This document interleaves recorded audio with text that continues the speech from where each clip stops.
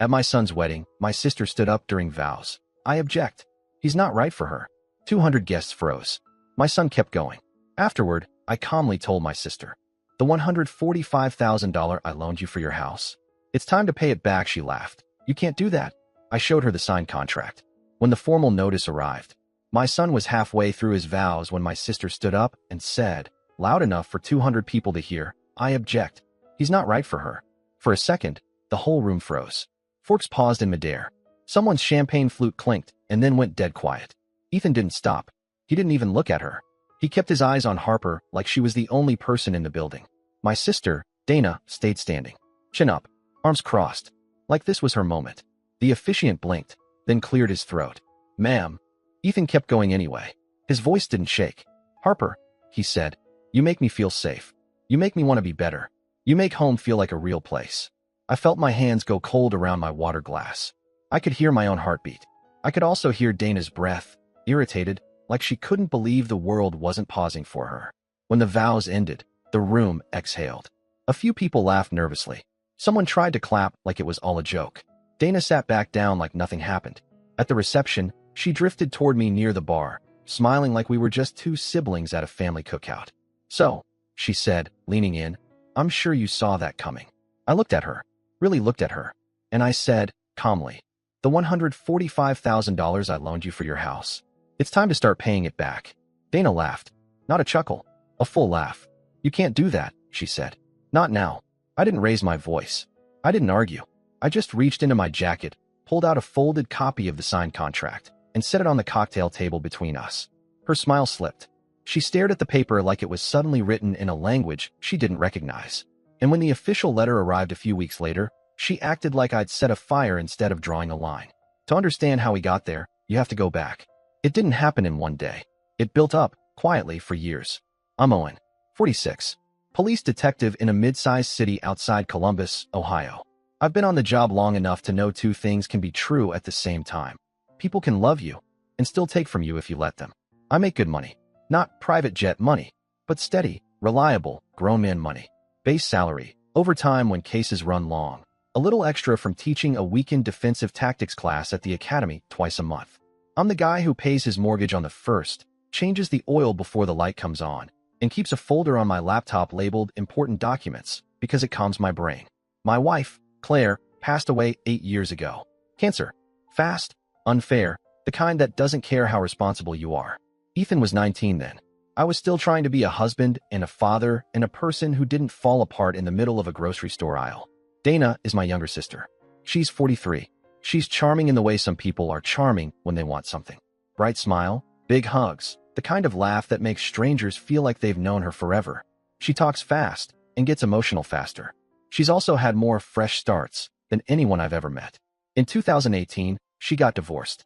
In 2019, she started a small event planning business. In 2020, she moved in with our mom temporarily. In 2021, she announced she was finally getting stable. That was the year she wanted to buy a house. It started with a phone call on a Tuesday night. I remember because I was in my kitchen in sweatpants, eating leftover spaghetti, paperwork spread out on the table. Owen, she said, voice trembling. I found a place. It's perfect. It's in a good school district for Mason. It's close to mom. It's everything. Mason is her son. My nephew. 10 at the time. Sweet kid. Quiet. The kind of kid who always says thank you without being reminded. I asked the question I always ask, the one people hate. What do the numbers look like? She sighed like I was being negative. I can afford the monthly payment, she said quickly. It's just the down payment. I'm short. How short? A pause. Then she said, 145,000. I actually stopped chewing. Dana, I said, that's not short. That's a full down payment. It's because the market is crazy, she rushed. It's because I'm trying to do this right. I don't want to rent forever. You know how hard it's been. I didn't know how hard it had been. I'd watched her scramble. I'd watched her cry in our mom's driveway. I'd watched Mason carry his backpack into different, temporary places like he was older than he should be. But I also knew something else. Dana never asked for help in a way that was clean. It was always urgent, always emotional, always framed like if you said no, you were the reason her life didn't work. I told her I'd think about it. An hour later, my mom called. Owen, she said, soft and tired. Your sister is trying. She's really trying. Mom has that talent. The gentle pressure that feels like love, even when it's a push. I'm not saying no, I said. I'm saying I need to understand what I'm agreeing to. It's family, Mom said, like that was the whole contract. I didn't agree that night. I told Dana I'd meet her and the lender. I wanted paperwork. I wanted terms. I wanted it written down. Dana showed up to the meeting in a beige cardigan and big, hopeful eyes. The loan officer slid a stack of forms across the table like we were ordering coffee. Dana kept saying things like, "I'm so grateful," and "I don't know what I'd do without you," while she tapped her nail against the numbers. I asked, "What's your monthly payment?" $2,900, she said. "But that includes escrow. And your income?" Dana smiled too wide. "I'm picking up more clients." I looked at the loan officer. He avoided my eyes. That was my first real red flag. Not the numbers. The way people got quiet when I asked basic questions. When we left, Dana linked her arm through mine in the parking lot. "I knew you'd come through," she said. I didn't correct her. Not then. I went home and opened a fresh document on my laptop. Loan agreement, Dana, 2021. I wrote it like I'd write a report. Clear. Specific. No drama. Principal, $145,000. Interest, 3% annual. Term, 60 months. First payment due, 30 days after closing. Monthly payment, $2,605. Late fee after 10 days, $75. Payments via bank transfer only. If more than 90 days past due, lender may demand full balance. I printed it. 2 copies. Took it to a local UPS store where they had a notary. Dana met me there, annoyed that it was so formal. She signed anyway. The closing happened in August 2021. I wired the money from my savings account.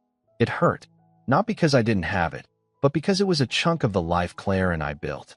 The life I was still trying to protect for Ethan and myself. Dana hugged me outside the title office. "I'll pay you back," she promised into my shoulder. I swear on Mason. I believed her. Not because she was perfect, because I wanted to. The first month, she paid. A clean transfer. Memo line, payment 1.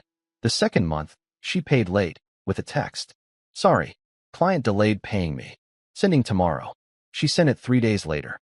By month 4, the pattern was set. "Can I send half now, half next week? Mason needs braces. My car needed a repair. The holidays are expensive. Work is slow." Meanwhile, I'd see photos online. New sectional couch. New self-care, weekend in Nashville. Dana in a wide-brim hat, captioned, "Needed this." I'd stare at my phone and feel something shift. Not anger. Something colder. Something tired. Every time I brought up the agreement, she'd get emotional. "Why are you treating me like a criminal?" she'd say. "I'm your sister. I thought you wanted me to succeed." I was working homicide cases, missing sleep, sitting in interrogation rooms with people who lied as easily as breathing. Then I'd go home and argue with my sister about why she couldn't send the amount she'd agreed to send. It wasn't just the money. It was the way she acted like my limits were personal attacks. Over the next couple years, the small things stacked up. She'd borrow Mom's car and return it on empty. She'd forget to buy groceries for Mason when he stayed at Mom's. She'd ask me to cover his field trip fee because it's only $80. Once, in March 2023, she texted me at 11:47 p.m. "Emergency. Need $1,900. Heat went out. Mason is freezing." I called her. She didn't pick up. I called the next morning. No answer. At lunch, I got a photo. Dana smiling in a restaurant booth. Bottomless mimosas. Caption, "Girls' Day." I drove to her house after work, parked across the street, and watched the lights. The heat was on. I could see the glow through the blinds. No emergency. I didn't confront her that night. I went home and sat at my kitchen table and opened my spreadsheet. Loan balance. I started logging every payment, every missed payment, every excuse. Dates. Screenshot of texts. Bank statements as PDFs. I didn't do it to hurt her. I did it because I could feel myself getting pulled into something messy, and I needed something solid to hold on to. In October 2024, I met Harper for the first time. Ethan brought her to Sunday dinner. She showed up with a small pumpkin bread loaf from a local bakery and said, "Mr. Hayes, I know Ethan talks about you a lot." She had steady eyes. Warm, but not naive. The kind of person who listens all the way through your sentence. Dana met her the next month at Mom's Thanksgiving.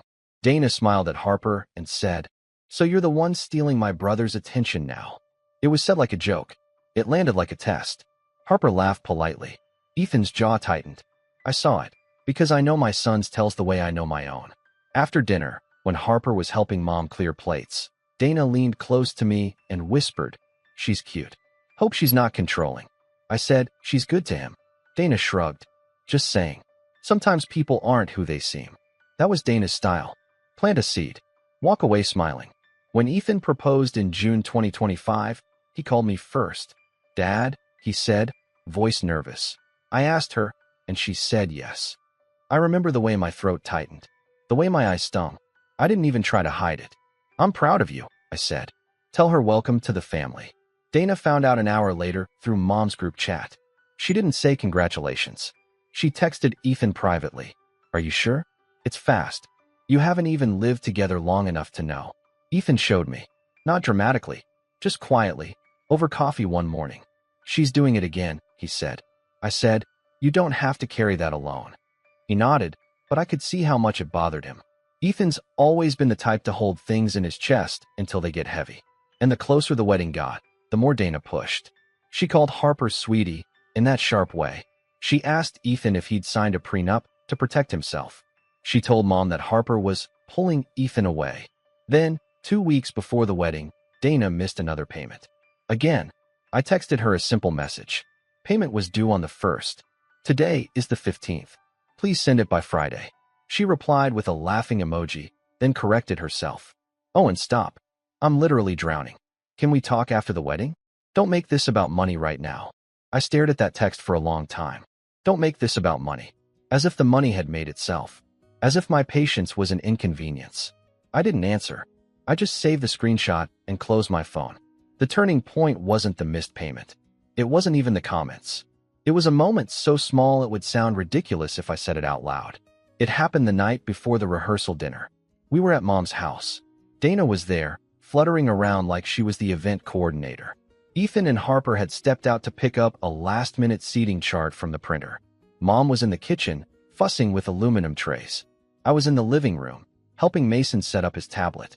He'd been playing a math game, tongue sticking out in concentration. Dana walked in, saw us, and said, "Ah, Uncle Owen playing hero again." I didn't look up. I just said, "He's a good kid." Dana leaned against the doorway and sighed dramatically. "You know," she said, "if Ethan marries her, everything changes." I finally looked at her. Ethan's an adult. He's happy. Dana's eyes narrowed slightly. "Happy now." I said, "Dana, enough." She smiled like I'd proven something. "I'm just trying to protect him." Then she added, casual as breathing, "I mean, it's not like he owes you. You owe him, if anything." After what happened with Claire, the room went very still. My stomach dropped, not because I didn't understand what she meant, but because she said it like it was a fact. Like my wife dying had made me permanently indebted to everyone else's feelings. My voice came out low. "Don't use Claire's name like that." Dana held up her hands. Okay, relax. I'm saying you're emotional about Ethan. You'll do anything for him. And Harper is taking advantage of that." I looked at Mason, still focused on his game, unaware of the grown-up garbage floating above his head. Something in me cooled. The kind of calm I get right before I knock on a door with a warrant. The calm that isn't peace. It's decision. I didn't argue. I didn't lecture. I just said, "I'm going to step outside." On Mom's porch, I opened my notes app. My hands didn't shake. That's what scared me most. I felt clean and clear. I wrote, "Loan agreement. Locate original signed copy. Payment history. Print full record. Certified demand letter. Attorney. Do not discuss during wedding weekend unless necessary. Separate relationship boundary from financial boundary. Keep it factual." The next morning, before the rehearsal dinner, I went to my home office and opened my file cabinet. I have one drawer labeled family. It's not sentimental. It's practical. Inside, in a manila folder, was the original contract with Dana's signature and the notary stamp dated August 12, 2021. I scanned it again anyway. Saved it as loan agreement _Dana_executed.pdf. Then I printed the spreadsheet. 5 pages of dates and amounts. Missed payments highlighted. Notes about her texts. A column labeled excuse.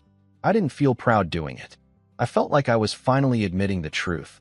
I couldn't love someone into respecting me. I called a local attorney I'd worked with on a fraud case years ago. Not a friend, but a professional I trusted. His name was Martin Lasco. He answered on the second ring. "Owen Hayes," he said. "It's been a while. I need a demand letter, I told him. Personal loan. Signed agreement.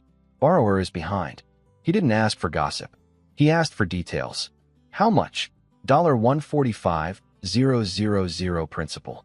Current balance? $98, $740 and change, based on payments she actually made.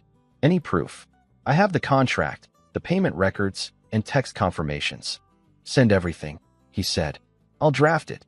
I emailed him the PDFs, contract, spreadsheet, bank statements, screenshot of Dana's text where she admitted missing payments and promised to catch up. Then I sat there, staring at the sent email, and felt something unexpected.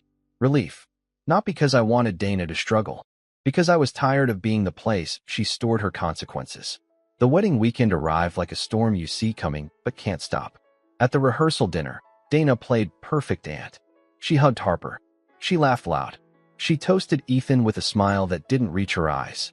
I watched my son. He stayed polite, but he kept a little distance, like he'd learned where the sharp edges were. That night, Ethan and I stood outside the restaurant after everyone left. The parking lot lights buzzed. Summer air, heavy and warm. He said, I know she's going to do something. I didn't deny it. I said, if she does, you keep your focus on Harper. You don't need to fight your wedding day. Ethan looked at me. What about you? I took a slow breath. I'm not going to create a scene, but I'm also not going to pretend anymore. He nodded once. Okay. The next day, before the ceremony, I checked my phone. Martin had emailed me the draft demand letter. Formal. Clear. 30 days to cure the default. If not, he'd file in civil court. I read it twice. Then I saved it, didn't send it yet, and put my phone away. I wasn't there to punish anyone. I was there to watch my son get married. But I knew something now. No matter what Dana did, I was done absorbing it.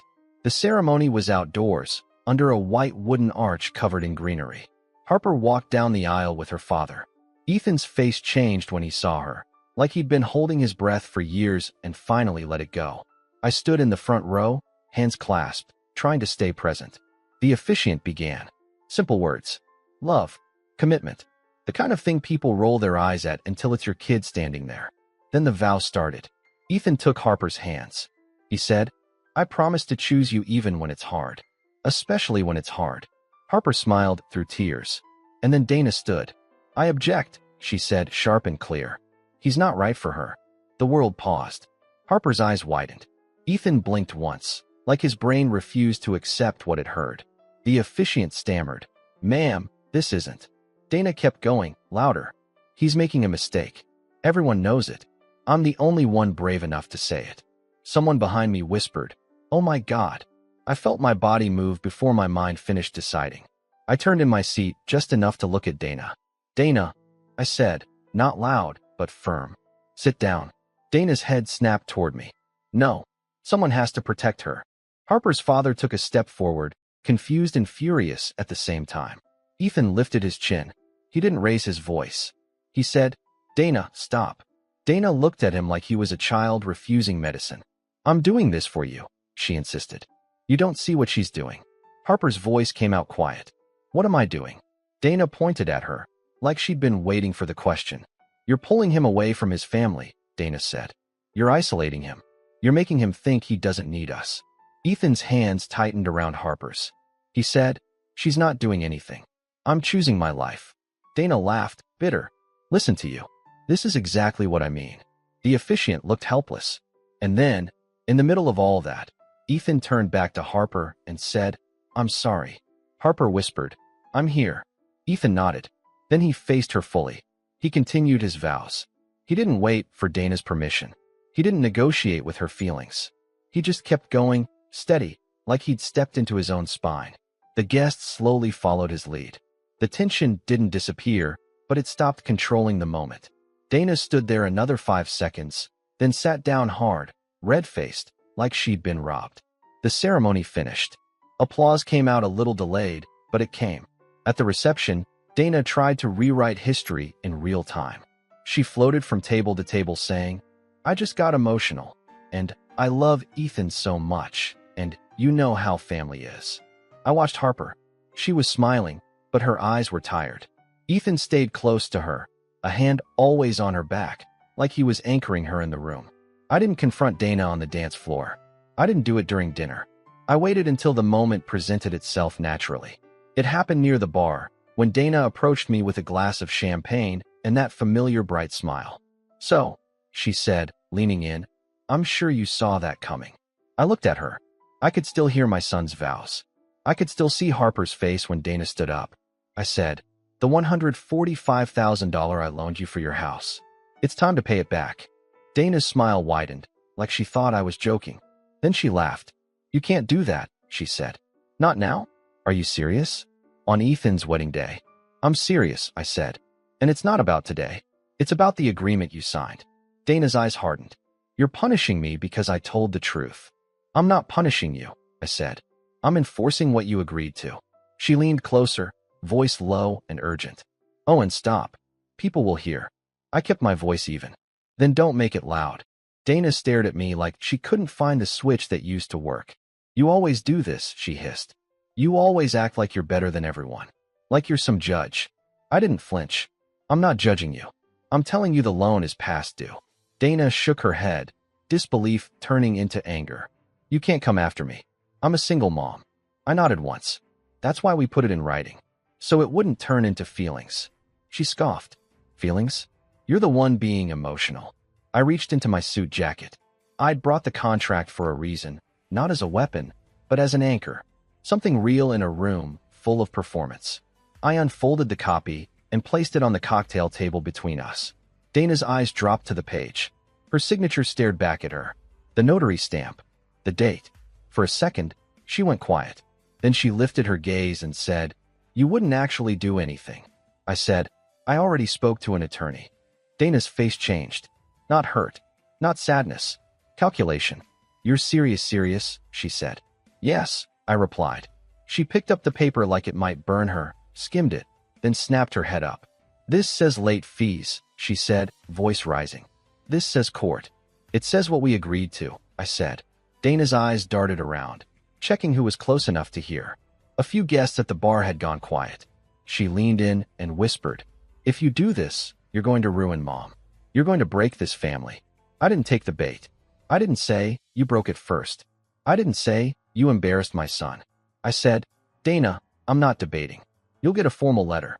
You'll have time to respond. That's it." Dana's jaw trembled. "You're doing this because you're mad." I met her eyes. "I'm doing this because I'm done pretending your choices don't have consequences." Dana set the paper down like it was suddenly heavy. And then she did what she always did when the facts didn't bend. She tried to turn the room into a jury. She stepped back, raised her voice just enough, and said, "Can you believe this? He's threatening me at his son's wedding." A few people looked over. Some looked away. Harper's maid of honor froze with her drink halfway to her mouth. I kept my voice calm, steady. "I'm not threatening you. I'm following the agreement you signed." Dana snapped, "You're heartless." I didn't argue. I didn't defend my character in front of strangers. I simply said, "I'm going back to my son." And I walked away.